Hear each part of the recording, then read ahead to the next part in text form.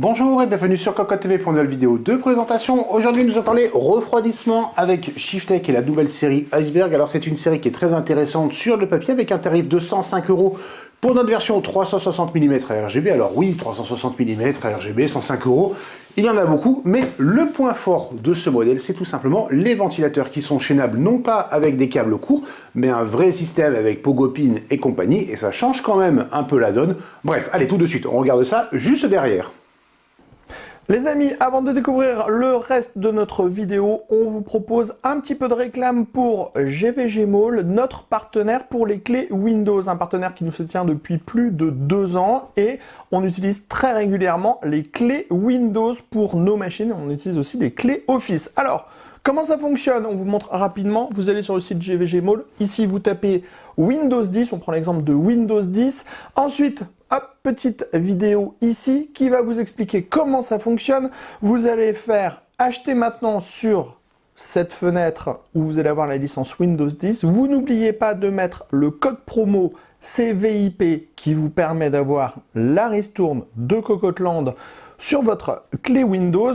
Ensuite, vous allez soumettre la commande. Vous allez arriver sur la page de paiement. Sur la page de paiement, vous pouvez le voir, vous avez tous les moyens de paiement qui sont disponibles, que ce soit par de la carte bleue, par PayPal, par tout ce que vous voulez.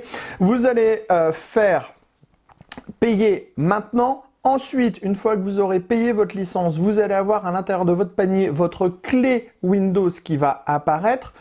Et là, il suffit juste de copier votre clé Windows et de la mettre sur votre produit Windows 10 pour pouvoir tout simplement activer votre Windows et utiliser pleinement votre licence Windows 10. Donc, vous avez vu, 40 secondes à peu près et le tour est joué pour avoir une licence officielle pour votre PC.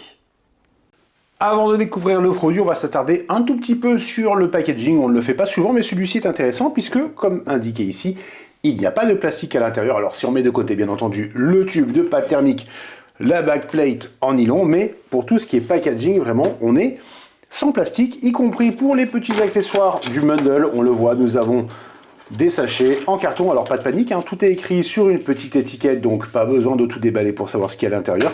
Au niveau des ventilateurs, c'est une bonne chose, ils sont déjà chaînés entre eux, donc l'installation sera relativement rapide. Bref, on apprécie, mais tout de suite on met ça de côté et on découvre le produit. L'Iceberg 360 RGB, le voici déballé et on va commencer par les ventilateurs. Ce sont des modèles de 120 mm bien entendu qui vont tourner de 500 à 2200 tours par minute pour proposer un débit d'air de 64,72 CFM avec une pression statique de 3,6 mm d'eau et surtout un système de chaînage qui est particulier. C'est la première fois que nous voyons ça et il faut bien le reconnaître, c'est plutôt intelligent. C'est-à-dire, le principe sur le papier est simple, on va hop, déclipser comme ceci, on retrouve un système de rétention en plastique transparent, alors avec des vis qui sont un peu apparentes une fois que c'est comme ceci, mais ce n'est pas très grave, on va voir pourquoi dans quelques instants. À côté, nous avons des broches, on retrouve des broches de l'autre côté.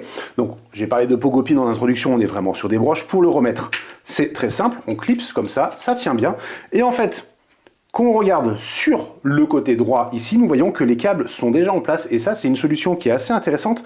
Alors oui, les ventilateurs sont déjà linkés quand on récupère le produit, donc l'installation est simple. Si jamais on les démonte et qu'on les remonte, il faudra bien penser à mettre celui-ci sur le côté.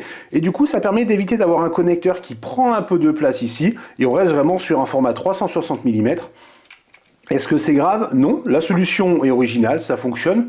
Eh bien, pourquoi pas? C'est une bonne chose. Au niveau du water cooling en lui-même, nous avons un design qui est plutôt, on va pas dire austère, mais relativement classique, avec des tuyaux qui sont joliment gainés, 400 mm de longueur.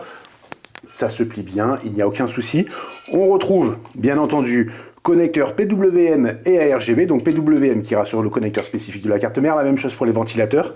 Et ici, nous avons du mâle et du femelle pour la RGB, ce qui va permettre de relier les ventilateurs si besoin. Nous avons ici un top qui va pivoter.